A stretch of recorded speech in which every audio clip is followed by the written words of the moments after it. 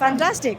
So we are going to fight with the microphones today a little bit, Okay. but our inner Zen will be fully deployed.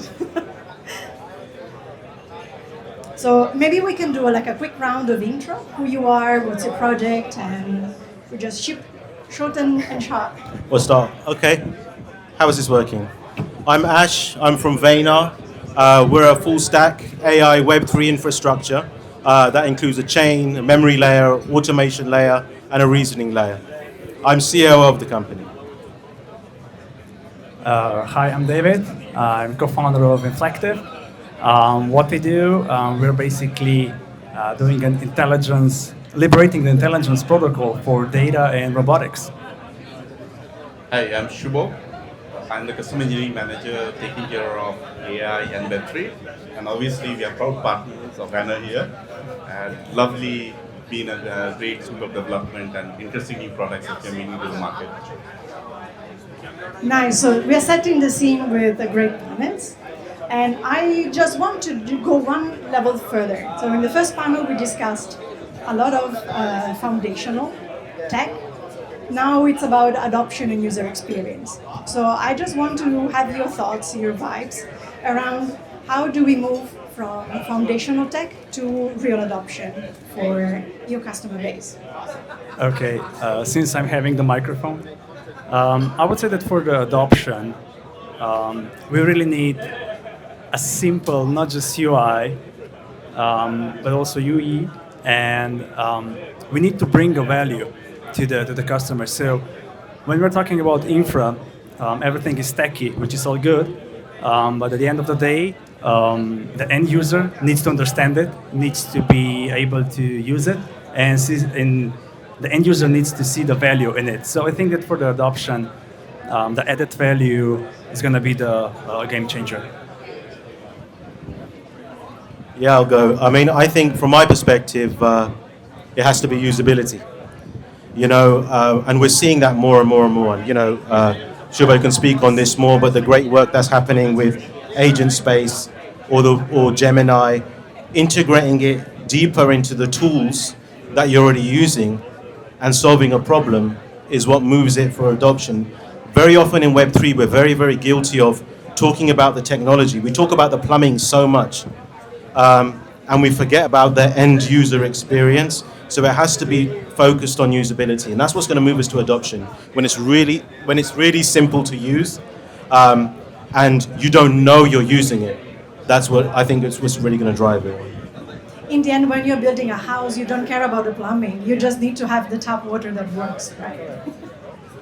So for our world, everything is around the next billion users. So what it takes to scale it to next billion users? It has to be valuable. It has to be smart, interesting. It has to be simple enough where people can use it, and it has to iterate fast, which means whatever is the latest and greatest available is immediately available to me. And over the last 12 months, 18 months, we have seen a huge explosion on how people have started interacting with AI. Like, initially, they were asking more queries. Okay, tell me the weather. More questions. Now they're asking, what do I wear for a formal evening today? So the maturity of AI is going up. The maturity of users working with it is growing up. And it was really interesting for us when we go across the spectrum. It's not like people like us who are using this. It's 3-year-old kids, and they don't write a prompt. They tap on a picture, and the picture tells them a story. So when AI or when any of these technologies move to a point where a 3-year-old, without having to be taught anything, starts using it, that's where I say that's our next billion users. And I like this approach. And as a Zoogler, I appreciate the amount of work that goes on the GCP side. So maybe we can start from this side of the panel for the next questions. How much it actually it's important, not just to build a product in isolation, but a product that can interoperate with other products in the ecosystem, and then even from the product itself to be built in a modular way. So as we enter on an era where Web3 and AI must communicate, must work together, to what extent do you believe that modular philosophy of building will be core to the success and adoption?